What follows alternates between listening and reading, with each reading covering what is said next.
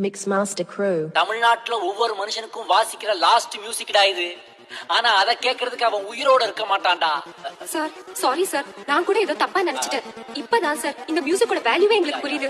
தயவு செஞ்சு சார் இன்னும் ஒரு தடவை அதை ப்ளே பண்ணுங்க சார். ரெடி 1 2